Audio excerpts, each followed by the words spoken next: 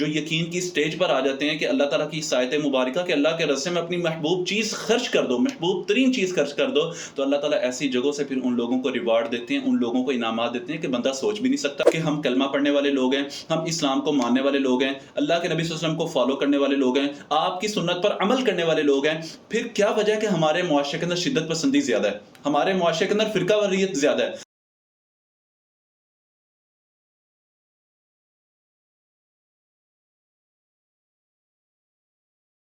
بسم اللہ الرحمن الرحیم ان الحمد للہ نحمده ونصلی علی رسوله الکریم اما بعد اعوذ باللہ من الشیطان الرجیم یا ایہا الذین آمنوا اتقوا اللہ ولتنظر نفس ما قدمت لغد واتقوا اللہ ان اللہ خبیر بما تعملون. Dear fellows, welcome to the 6th episode of Allah is Calling series.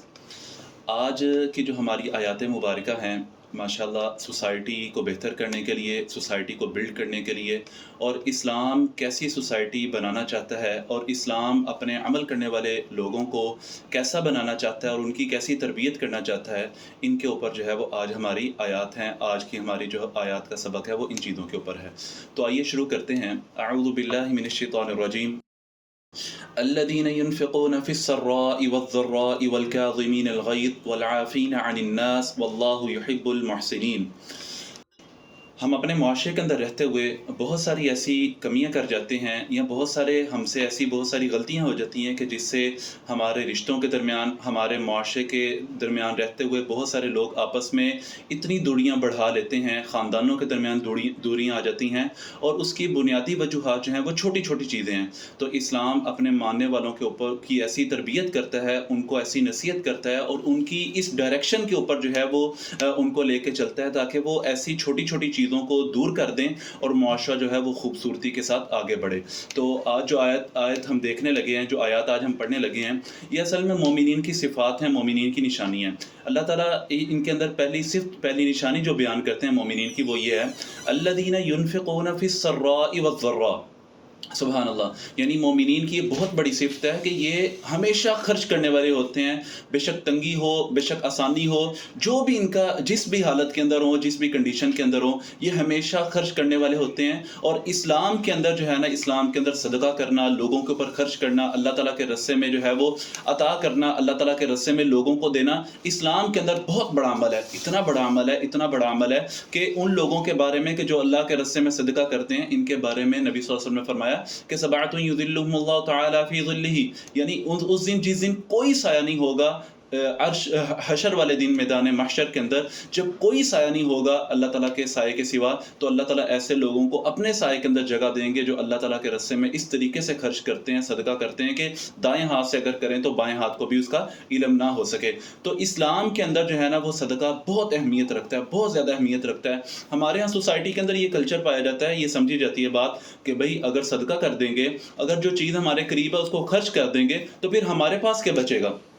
آپ دیکھیں ہمارے اسی رویے کی وجہ سے، ہمارے معاشرے کے اسی انداز کی وجہ سے، ایک ایسی گلی کے جس کے اندر 40 گھر ہیں، وہ 40 گھر، 50 گھر، 60 گھر مل کر آپس میں اس گلی کے اندر موجود ایک گھر جو بیوہ کا گھر ہے اس کو چلا نہیں پاتے. یعنی 60 گھر مل کر ایک بیوہ کے گھر کو چلا نہیں پاتے. وجہ کیا ہے کہ میں اپنے آپ کو آگے بڑھانا چاہتا ہوں، میں اپنے آپ کو آگے لے کے جانا چاہتا ہوں، میں اپنے بزنس کو زیادہ سیٹل کرنا چاہتا ہوں. تو اگر ہمارے درمیان، ہمارے اندر جو یہ والی چیزیں ہیں نا، اسلام ان کو دور کرنا چاہتا ہے. اسلام ایسا دین ہے کہ جو معاشرے کی تعمیر کرتا ہے، جو معاشرے کو آگے لے کے چلنے والا ہے. تو صدقے کی جو ہے وہ اسلام کے اندر بہت زیادہ اہمیت ہے لوگوں کے اوپر خرچ کرنے کی.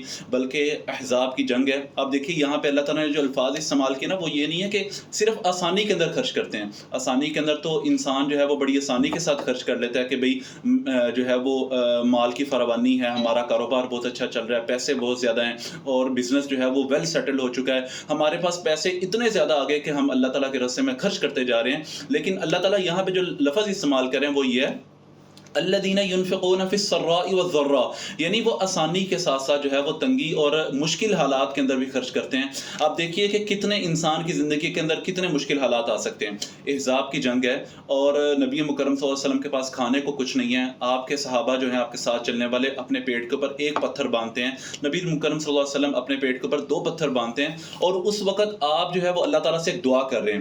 دیکھیں صدقہ کتنا بڑا عمل ہے کہ انتہائی مشکل حالات کے اندر نبی صلی اللہ علیہ وسلم اللہ تعالیٰ سے دعا کر رہے ہیں اور دعا کرتے ہوئے کہتے ہیں اللہم لولا انت مہتدینا، اے اللہ اگر آپ ہمیں ہدایت نہ دیتے تو کون ہمیں ہدایت دیتا، اور اگر آپ ہمیں ہدایت نہ دیتے تو ہم تو صدقہ کرنے والے اور نماز پڑھنے والے نہ ہوتے۔ یعنی اللہ کے نبی صلی اللہ علیہ وسلم اس وقت جو ہے وہ لوگوں کو اس بات کی تلقین کر رہے ہیں، اور بلکہ اللہ تعالیٰ کے سامنے جو ہے وہ آپ اپنی اس نیکی کا صدقہ، اتنی بڑی نیکی ہے، آپ اس کا وسیلہ بنا کر اللہ تعالیٰ کے سامنے رکھ رہے ہیں۔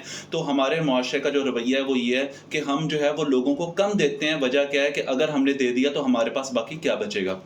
لیکن اللہ تعالیٰ قرآن پاک کے اندر جو ہے وہ نبی مکرم صلی اللہ علیہ وسلم اور آپ کے فالوورز کی جس بات کے اوپر تربیت کر رہے ہیں وہ یہ ہے کہ نیکی کس چیز کو کہتے ہیں۔ اللہ تعالیٰ کہتے ہیں لن تنالوا البر حتى تنفقوا مما تحبون، کہ آپ اللہ تعالیٰ کے راستے میں خرچ کریں، اور اتنا خرچ کریں کہ جو آپ کی سب سے محبوب چیز ہے نا، سب سے محبوب چیز ہے وہ اللہ کے راستے میں آپ خرچ کر دیجئے، تو پھر اللہ تعالیٰ آپ کی نیکی کو قبول کریں گے۔ ہمارے ذہن میں کیا بات آتی ہے کہ یار اگر میں نے اپنی قیمتی ترین چیز اللہ تعالیٰ کے راستے میں خرچ کر دی تو میرے پاس کیا بچے گا، میں کیسے اپنا گزارا کروں گا، میں کیسے اپنے معاملہ چلاؤں گا۔ تو اللہ تعالیٰ کہہ رہے ہیں کہ اللہ تعالیٰ تمہاری نیکی اسی صورت میں قبول کریں گے جب تم اپنی محبوب ترین چیز اللہ کے راستے میں خرچ کر دو گے۔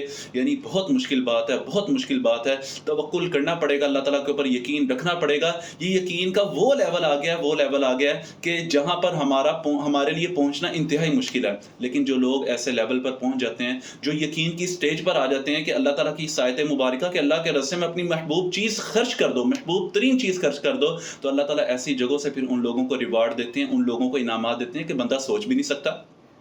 یعنی اللہ تعالیٰ ایسی جگہوں سے ان کے لیے رزق کا بندوبست کرتے ہیں کہ انسان کے وہم و گمان میں بھی نہیں ہوتا۔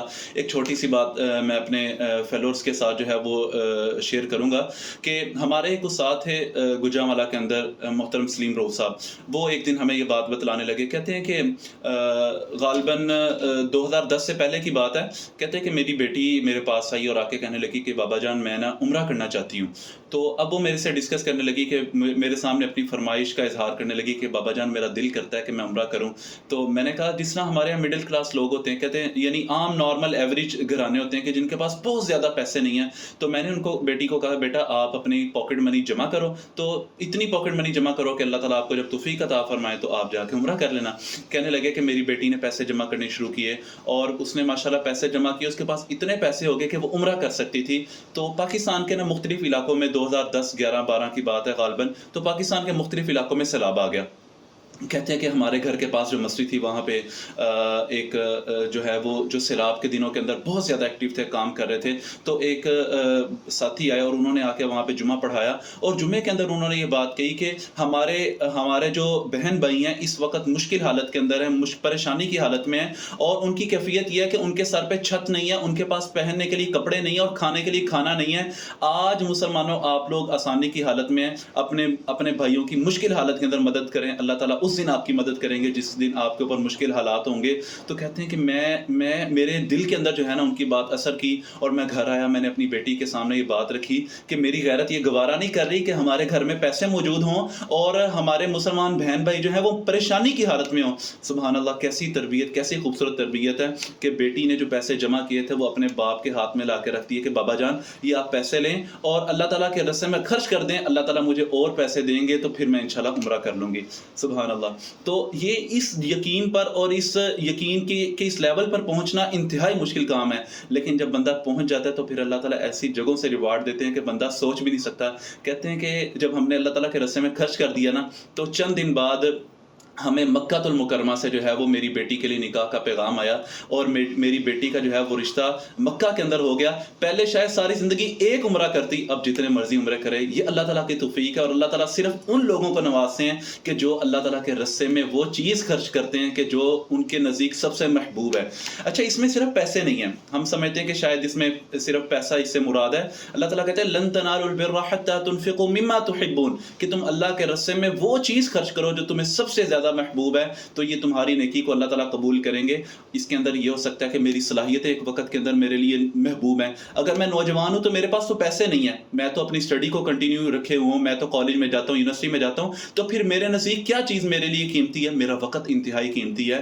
تو اگر میں اپنا وقت اللہ تعالیٰ کے راستے میں خرچ کرتا ہوں، اللہ تعالیٰ کے دین کی دعوت کے لیے، لوگوں کو اسلام کی طرف بلانے کے لیے، ان کو برے کاموں سے روکنے کے لیے، اگر میں اپنی صلاحیتوں کو، کیونکہ میرے نزدیک یہ بہترین قیمتی ترین چیز ہے، میں اپنا وقت، اپنی صلاحیتیں، اپنی جوانی، اپنا مال جو ہے وہ اگر اللہ تعالیٰ کے راستے میں خرچ کروں تو اللہ تعالیٰ یقیناً میری عمر کے اندر بھی اضافہ کریں گے. کتنے لوگ ایسے ہیں کہ جو سمجھتے ہیں کہ ان کا وقت انتہائی قیمتی ہے، 30-35 سال کی عمر میں دنیا سے چلے جاتے ہیں، لیکن کتنے ہی لوگ ایسے ہوتے ہیں کہ جن کی عمر میں اللہ تعالیٰ برکت ڈالتے ہیں کہ وہ 60-70-80 سال اپنی عمر کو اچھے طریقے سے مکمل کر کے دنیا سے جاتے ہیں. تو اللہ تعالیٰ کے پاس اختیارات ہیں. اللہ تعالیٰ بس ہماری طرف سے یہ ہے کہ ہم اللہ تعالیٰ کے اوپر یقین کریں، اور ایسا یقین ہو، ہمیں اس بات کا یقین ہو کہ اگر میں اپنی محبوب چیز اللہ کے راستے میں خرچ کروں گا تو اللہ تعالیٰ جو ہے وہ مجھے ریوارڈ دیں گے، اللہ تعالیٰ مجھے ایسی جگہوں سے انعامات دیں گے جہاں سے میں بندہ تصور بھی نہیں کر سکتا. تو آئیے دوسری بات کے اوپر. پہلی بات یہ ہے کہ اللہ تعالیٰ ہمیں یہ نصیحت کر رہے ہیں مومنین کو کہ مومن کی سب سے بڑی نشانی،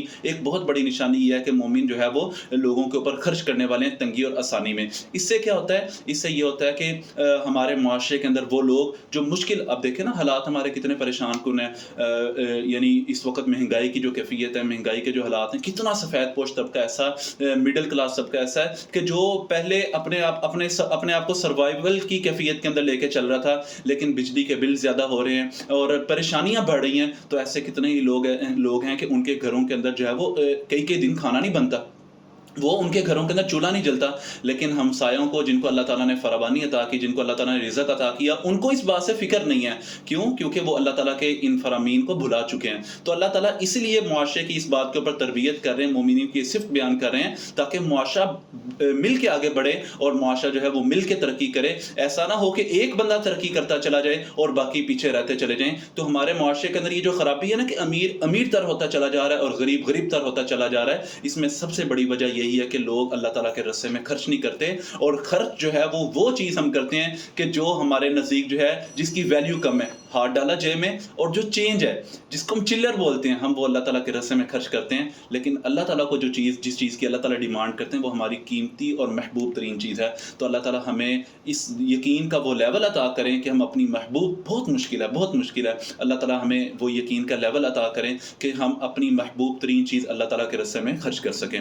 تو دوسری صفت اللہ تعالیٰ بیان کرتے ہیں کہ والکاظمین الغیظ، کہ یہ لوگ ایسے ہیں کہ جو غصے کو پی جانے والے لوگ ہیں، غصے کو پی جاتے ہیں. یعنی انسان قدرت رکھنے کے باوجود جو ہے وہ طاقت رکھتا ہے کہ میں بدلہ لے سکتا ہوں اس غصے کی کیفیت، غصے کی حالت میں کہ وہ آگے بڑھ کر بدلہ لے سکتا ہے، لیکن وہ غصہ جو ہے وہ اپنا پی جاتا ہے. تو اللہ تعالیٰ مومنین کی یہ صفت بیان کر رہے ہیں کہ وہ غصے کو پی جانے والے ہیں.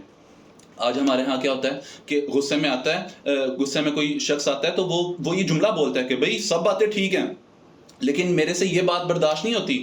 تو بھئی غصہ اسی بات کو تو کہتے ہیں کہ آپ کسی کی بات کو برداشت کریں. بھئی کوئی میرے سامنے جو ہے وہ یہ کام کر دے تو میں ہائپر ہو جاتا ہوں، میرے سے یہ بات برداشت نہیں ہو سکتی.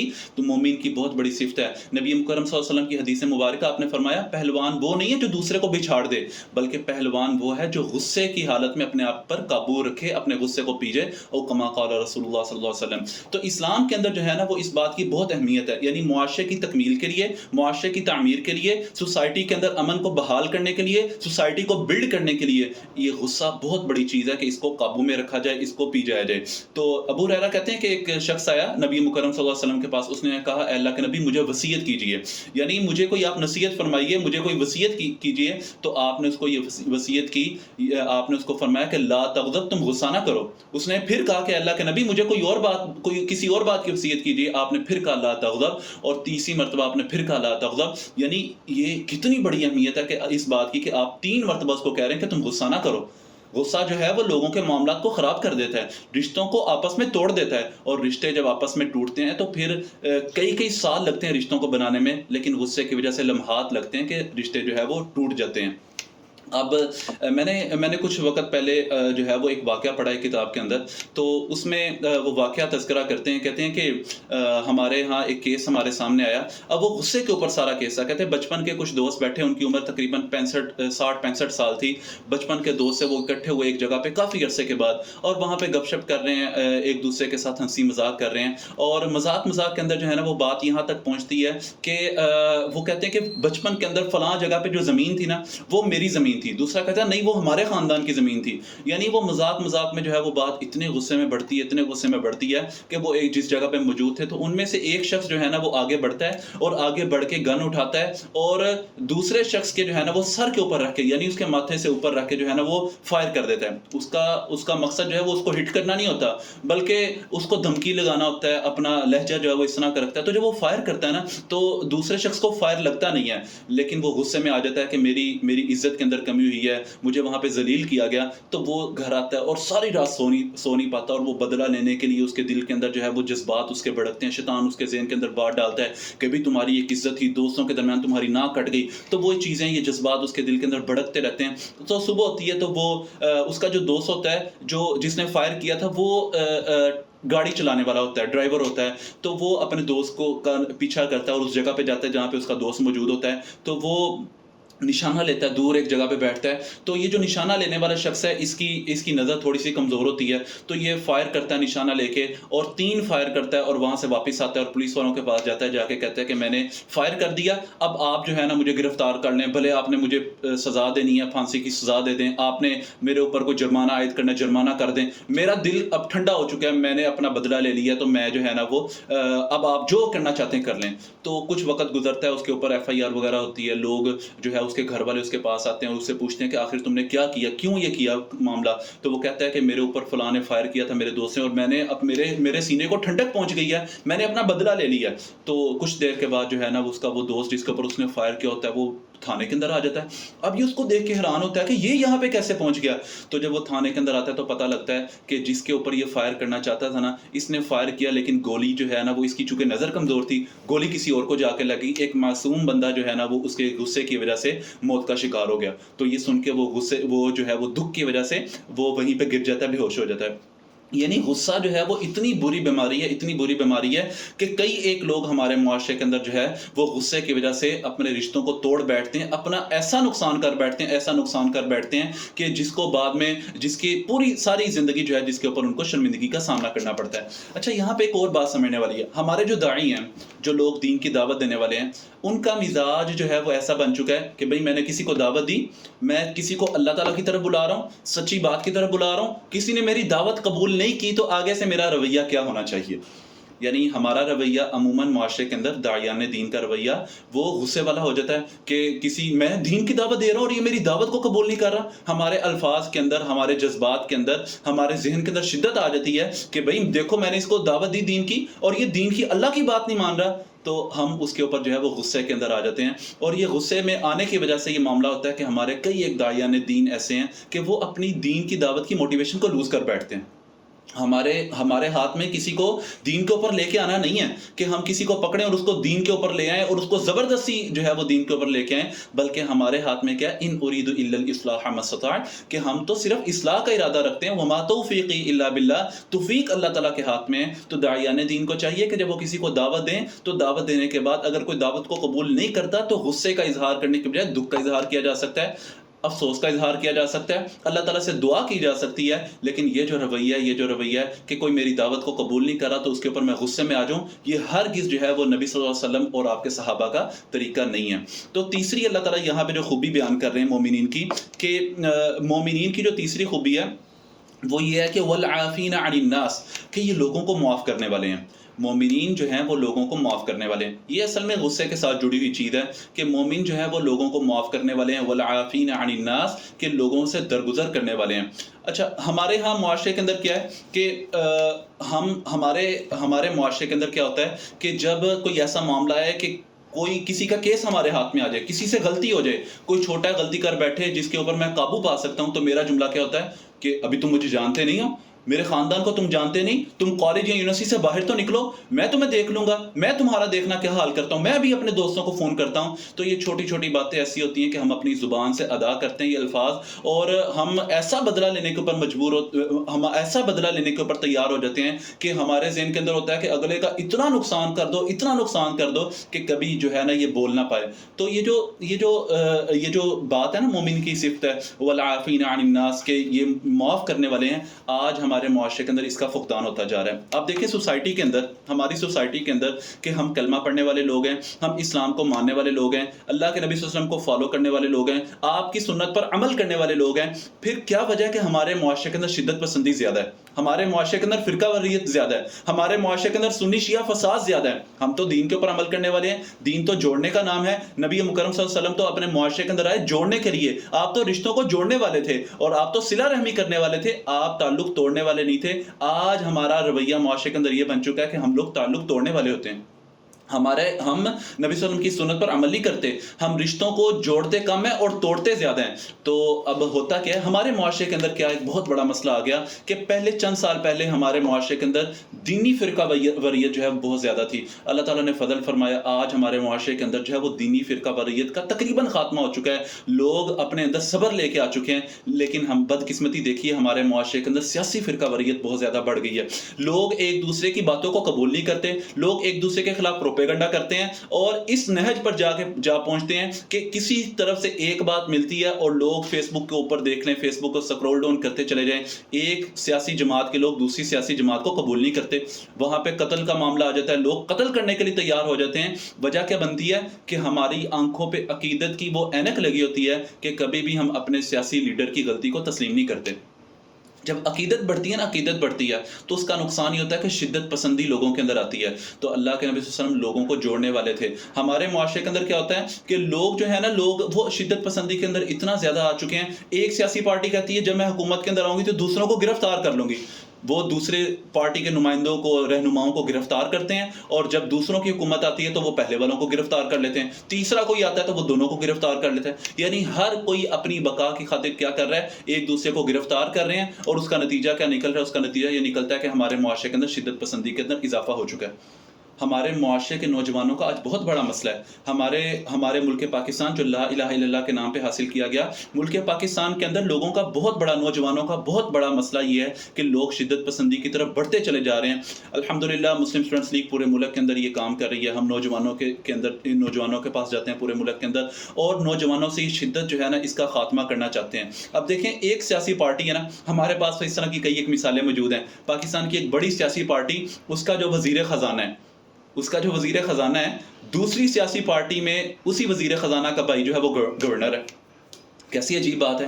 ورکرز آپس میں لڑ رہے ہیں لیکن یہاں پر رشتہ داریاں نبھائی جا رہی ہیں. ایک بھائی ایک سیاسی پارٹی کے اندر ہے، دوسرا بھائی دوسری سیاسی پارٹی کے اندر ہے. بلکہ ابھی چند دن پہلے میں نے یہ خبر پڑھی تو میں اس بات کے اوپر حیران ہوا کہ ہم لوگ، سب سے بڑی باتیں ہمارے ملک کے اندر اس وقت یہ فضا بنی ہوئی ہے کہ ایک سیاسی پارٹی جو ہے وہ پاکستان کے اداروں کے اوپر بہت زیادہ قدغن لگا رہی ہے، اس کے اوپر باتیں کی جا رہی ہیں کہ یعنی شدت پسندی کو ہوا دی جا رہی ہے، نوجوانوں کے ذہنوں کو خراب کیا جا رہا ہے. لیکن آپس میں کیا ہو رہا ہے کہ ایک ایم این اے جو ہے وہ اپنے بیٹے یا بیٹی کی شادی جو ہے وہ اداروں کے اندر، فوج کے اندر کرتا ہے. آپس میں رشتہ داریاں نبھائی جا رہی ہیں، آپس میں راتوں کو یہ مل بیٹھتے ہیں، آپس میں رشتہ داریاں نبھاتے ہیں، شادیوں کے اندر یہ شریک ہوتے ہیں. لیکن عوام کے اندر جو ہے وہ شدت پسندی اتنا بڑھ جاتی ہے کہ لوگ ایک دوسرے کو برداشت نہیں کر پاتے. تو یہ جو والعافین عن الناس ہے نا، کہ لوگوں کو معاف کر دینا، یہ بہت بڑی صفت ہے اور یہ نبی صلی اللہ علیہ وسلم کی صفت ہے اور آپ کے ساتھ چلنے والے لوگوں کی صفت ہے، مومنین کی صفت ہے. اور بلکہ اللہ تعالیٰ قرآن پاک کے اندر ارشاد فرماتے ہیں کہ جو نبی صلی اللہ علیہ وسلم ان کے ساتھی ہیں نا، ان کی کتنی بڑی خوبی ہے. اللہ تعالیٰ قرآن پاک کے اندر ارشاد فرماتے ہیں محمد الرسول اللہ والذین معہ اشداء علی الکفار رحماء بینہم، کہ ان کی سب سے بڑی جو خوبی ہے نا یہ ہے کہ یہ لوگ کافروں کے لیے سخت ہیں اور آپس میں رحم دل ہیں. میں اپنے دل سے پوچھوں، میں اپنے دل پر ہاتھ رکھوں، میں یہ بات پوچھوں کہ میرے نزدیک جو ہے وہ اس دنیا کے اندر وہ لوگ کہ جو لوگوں کے اوپر ظلم کرنے والے ہیں، جو مسلمانوں کو مارنے والے ہیں، مسلمانوں کے اوپر جو ہے وہ ظلم و ستم کرنے والے ہیں، مسلمانوں کی عورتوں کی عزتوں کو لوٹنے والے ہیں، میرے نزدیک وہ زیادہ برے لوگ ہیں یا میرے ساتھ اٹھنے بیٹھنے والے اور کلمہ پڑھنے والے لوگ ہیں؟ یعنی ہمارے ذہنوں کے اندر یہ بات بڑھ چکی ہے. ٹھیک ہے بھائی وہ لوگ ٹھیک ہے وہ برے ہیں لیکن وہ اپنے معاشرے کے اندر برے ہیں. یہ ہمارے معاشرے کے اندر لوگ موجود ہیں، ان کے ساتھ برا رویہ رکھنا ہے، ان کے ساتھ برا سلوک کرنا ہے. تو اس شدت پسندی کو جو ہے نا وہ اسلام اس شدت پسندی کا خاتمہ چاہتا ہے. اسلام جو ہے نا وہ یہ بات سکھاتا ہے. اللہ تعالیٰ یہاں پہ مومنین کی صفت بیان کر رہے ہیں کہ والعافین عن الناس، کہ یہ جو لوگ ہیں یہ جو ہے نا وہ لوگوں کو معاف کرنے والے ہیں. تو اللہ کے نبی صلی اللہ علیہ وسلم نے فرمایا کہ جو شخص یہ چاہتا ہے کہ اس کے رزق کے اندر فراوانی ہو، اس کو چاہیے کہ وہ صلہ رحمی کرے، وہ رشتوں کو جوڑے، اور رشتوں کو جوڑنے کی وجہ سے اللہ تعالیٰ مال کے اندر بھی فراوانی دیتے ہیں، رزق کے اندر بھی، اور عمر کے اندر بھی اللہ تعالیٰ فراوانی عطا کرتے ہیں. بلکہ ایک اور حدیث مبارکہ ہے عبداللہ بن مسعود کہتے ہیں کہ نبی صلی اللہ علیہ وسلم نے فرمایا مومن سے لڑائی کرنا کفر ہے اور اس کو گالی دینا فسق ہے. تو آج ہماری دینی جماعتیں جو ہیں، جو اپنے آپ کو دینی جماعتیں کہتے ہیں، مذہبی جماعتیں ہیں، وہ جب ان کا کسی سے اختلاف ہوتا ہے تو اختلاف جو ہے نا وہ پتہ لگ جاتا ہے کہ اس جماعت کے نمائندوں کی، اس جماعت کے کارکنان کی، بھلے وہ مذہبی ہوں یا سیاسی ہوں، اندازہ ہو جاتا ہے کہ ان کے لیڈروں نے ان کی کیسی تربیت کی ہے. چھوٹی چھوٹی بات کے اوپر گالی نکالنا اور اللہ کے نبی صلی اللہ علیہ وسلم کی حدیث کو بلا بیٹھنا کہ آپ نے فرمایا کہ مومن کو گالی دینا فسق ہے، یعنی مومن کو گالی نہیں دینی چاہیے، لیکن ہم چھوٹی چھوٹی باتوں کے اوپر گالیاں دیتے ہیں. تو یہی وجہ ہے کہ ہمارے معاشرے کے اندر جو ہے وہ شدت کے اندر اتنا اضافہ ہو چکا کہ ہم ایک دوسرے کو قبول نہیں کرتے. تو ہمیں انشاءاللہ اپنے معاشرے سے اس شدت کو ختم کرنا ہے اور اس بات کو جو ہے نا وہ بالکل ختم کر دینا ہے. اچھا، ایک مسئلہ اور ہوتا ہے، ہم کیا کرتے ہیں، مجھے کسی بات کی خبر ملی کہ کسی بندے سے غلطی ہو گئی، کسی سے برائی ہو گئی، تو میں کیا کرتا ہوں، فیس بک کے اوپر فوری فیس بک کے اوپر وہ کسی کی برائی جو ہے نا وہ ایڈ کرتا ہوں، اس کا سٹیٹس اپڈیٹ کرتا ہوں اور لوگ شیئر کرتے چلے جاتے ہیں. بھائی مجھے کسی کی تصویر ملی، کوئی ویڈیو لیک ہو گئی، لوگ اس کا لنک مانگتے ہیں اور اس کو برائی کو پھیلایا جاتا ہے.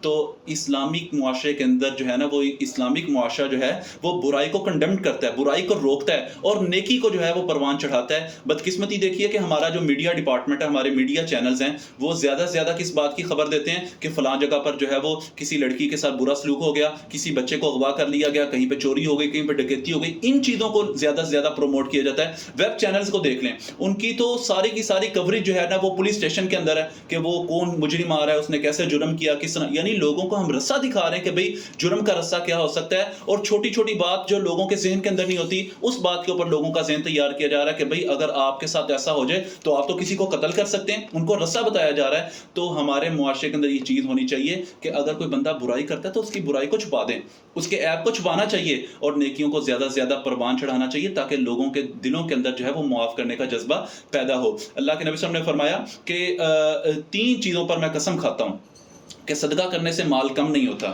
یعنی یہ جو ہم نے پہلی بات پڑھی ہے، نبی صلی اللہ علیہ وسلم فرما رہے ہیں کہ 3 چیزوں کے اوپر میں قسم کھاتا ہوں کہ صدقہ کرنے سے مال کم نہیں ہوتا اور اللہ تعالیٰ معاف کر دینے والے بندے کی عزت کو اللہ تعالیٰ بڑھا دیتے ہیں. سبحان اللہ.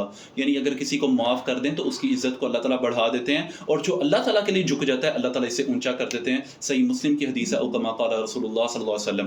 تو ایک شخص آیا اللہ کے نبی صلی اللہ علیہ وسلم کے پاس اور آ کے کہنے لگا، اللہ کے نبی مجھے یہ بتلائیے کہ آپ کیا کہتے ہیں کہ اللہ تعالیٰ کے نزدیک سب سے نفع والا کون شخص ہے، یعنی اللہ تعالیٰ کو محبوب سب سے زیادہ کون شخص ہے. ایک شخص آیا آ کے کہتا ہے، اللہ کے نبی مجھے بتلائیے کہ اللہ تعالیٰ کے نزدیک سب سے پسندیدہ شخص کون ہے. تو آپ کہنے لگے، احب الناس الی اللہ تعالی، اللہ تعالیٰ کے نزدیک سب سے محبوب ترین جو شخص ہے نا وہ ہے کہ انفعہم للناس، جو لوگوں کو فائدہ پہنچاتا ہے. تو یہ جو تینوں باتیں ہم نے پڑھی یہاں پہ قرآن کی سائے سے دیکھی کہ صدقہ کرنا، اپنے غصے کو پی جانا اور جو ہے وہ لوگوں کو معاف کر دینا، یہ لوگوں کو فائدہ پہنچانے والی باتیں. اور اللہ تعالیٰ کے نزدیک جو ہے وہ محبوب ترین وہ شخص ہے کہ جو عام انسانوں کو، انفعہم للناس، یہاں پہ مومن کا تذکرہ نہیں ہوا بلکہ عام لوگوں کا تذکرہ ہوا ہے کہ وہ لوگوں کو جو ہے وہ نفع پہنچانے والے ہیں. تو اللہ تعالیٰ ہمیں ایسے لوگوں کے اندر شامل کریں جو عام لوگوں کو نفع پہنچاتے ہیں. اللہ تعالیٰ یہ تمام خوبیاں جو ہے وہ ہمارے اندر، اللہ تعالیٰ سے ہم دعا کرتے ہیں کہ یہ تمام خوبیاں ہمارے اندر آئیں تاکہ ہم ان کے اوپر عمل کر کے مومنین کی جو ہے صفات کے اندر شامل ہو سکیں. آگے اللہ تعالیٰ کہتے ہیں واللہ یحب المحسنین، اللہ تعالیٰ احسان کرنے والے لوگوں کو پسند کرتے ہیں. تو یہ جو تینوں صفات ہیں نا، تینوں صفات، اس کا مطلب یہ ہے کہ یہ احسان کرنے والے لوگوں کی صفات ہیں. اور احسان کیا ہے؟ احسان یہی ہے کہ جو یعنی حدیث جبریل ہے کہ احسان یہ ہے کہ آپ عبادت ایسی کریں کہ جس طرح اللہ تعالیٰ کو آپ دیکھ رہے ہیں، نہیں تو کم از کم آپ عبادت ایسی کریں کہ اللہ تعالیٰ آپ کو دیکھ رہے ہیں. جب ہمارے معاشرے کے لوگوں کا، معاشرے میں چلنے والے لوگوں کی سوچ بلند ہوتی ہے نا کہ یار میں تو یہ چھوٹی چھوٹی باتیں، کسی نے گالی دے دی، کسی نے جھگڑا کر لیا، کسی نے الٹا سیدھا نام لے لیا اور کسی نے جو ہے نا وہ ہمارے اوپر الزام لگا دیا، یار چھوڑو یہ چھوٹی سی زندگی ہے، دنیا کے اندر ہم نے کتنا کرا لینا ہے، اس نے یہ کتنا آگے برائی کے اندر آگے بڑھ جائے گا، چھوڑ دو ان باتوں کو. جن لوگوں کا یہ رویہ ہو جاتا ہے نا تو وہ ان چھوٹی چھوٹی باتوں سے آگے نکل جاتے ہیں. ان کا تعلق اللہ تعالیٰ کے ساتھ ایسا مضبوط ہوتا ہے وہ کہتے ہیں چھوڑو ان باتوں کو. اور جب مسلمانوں کا، مومنین کا رویہ ایسا ہوتا ہے نا تو پھر معاشرہ تعمیری ہوتا ہے اور معاشرے سے تنقید اور شدت پسندی اور لوگوں کو گرانا اور قتل و غارت کرنا، تکفیریت اور خارجیت، یہ ساری چیزیں جو ہے نا وہ معاشرے سے ختم ہو جاتی ہیں. تو اللہ تعالیٰ ہمیں ان چیزوں کے اوپر عمل کرنے کی توفیق عطا فرمائے. دوسری آیت مبارکہ اللہ تعالیٰ کہتے ہیں والذین اذا فعلوا فاحشۃ او ظلموا انفسهم ذکروا اللہ فاستغفروا لذنوبہم. اللہ تعالیٰ کہتے ہیں کہ جب ایسا نہیں ہے کہ یہ جو احسان کرنے والے لوگ ہیں یہ کوئی فرشتے ہیں، یعنی یہ تو ایسے لوگ ہیں کہ جو یعنی اپنے آپ کو اس لیول پر لے کے چلے گئے کہ ان کے رستے پر چلنا مشکل کام ہے، ان کے رستے پہ کوئی چل نہیں سکتا، بلکہ یہ عام انسانوں کی طرح انسان ہیں، یہ بھی غلطیاں کرتے ہیں اور غلطیاں ان سے بھی ہو سکتی ہیں۔ تو پھر ان کا رویہ کیا ہوتا ہے؟ عام ایسے مومنین کہ جب وہ غلطی کر بیٹھتے ہیں تو ان کا رویہ کیا ہوتا ہے؟ تو وہ یہاں پہ اللہ تعالیٰ ان کا رویہ ڈسکس کر رہے ہیں۔ اور ہاں دوسری بات کہ جو گناہ گار لوگ ہیں، جو سمجھتے ہیں ہم گناہوں میں اتنا آگے چلے گئے تو شاید پلٹنا مشکل نہیں ہے، ان کے لیے بھی اس آیت کے اندر بہت بڑی امید ہے کہ ان نیکیوں کے اوپر، ان صفات کے اوپر عمل کریں، آپ بھی احسان والے لوگوں کے اندر ہو جائیں گے۔ یعنی احسان کرنے والے لوگ بھی غلطی کر سکتے ہیں، ان کا رویہ کیا ہوگا اگر غلطی کریں گے؟ اور عام وہ فرد، عام وہ لوگ جو گناہ کرتے ہیں، تو اگر وہ احسان والے متقی لوگوں کے اندر شامل ہونا چاہتے ہیں، اللہ تعالیٰ کا قرب حاصل کرنا چاہتے ہیں، اللہ تعالیٰ کے قریب ہونا چاہتے ہیں، اللہ تعالیٰ کی جنتوں کے مہمان بننا چاہتے ہیں، تو ان کا رویہ کیا ہونا چاہیے؟ یہاں پہ اللہ تعالیٰ اس آیت مبارکہ کے اندر ڈسکس کر رہے ہیں۔ اللہ تعالیٰ کہتے ہیں والذین اذا فعلوا فاحشۃ او ظلموا انفسهم، کہ جب وہ لوگ کہ جب کوئی بے حیائی کا ان سے کام ہو جاتا ہے یا اپنی جان پر ظلم کر بیٹھتے ہیں، اور اللہ تعالیٰ کو یاد کرتے ہیں، ذکر اللہ تعالیٰ کو یاد کرتے ہیں، اور ساتھ ہی کیا کرتے ہیں؟ فاستغفروا لذنوبہم، وہ اللہ تعالیٰ سے اپنے گناہوں کی معافی مانگتے ہیں۔ اور پھر وہ جب اللہ تعالیٰ سے اپنے گناہوں کی معافی مانگتے ہیں، وَمَن يَغْفِرُ الذُّنُوبَ إِلَّا اللَّهُ، اللہ تعالیٰ کہتے ہیں کون ان کو بخشتا ہے اللہ تعالیٰ کے سوا؟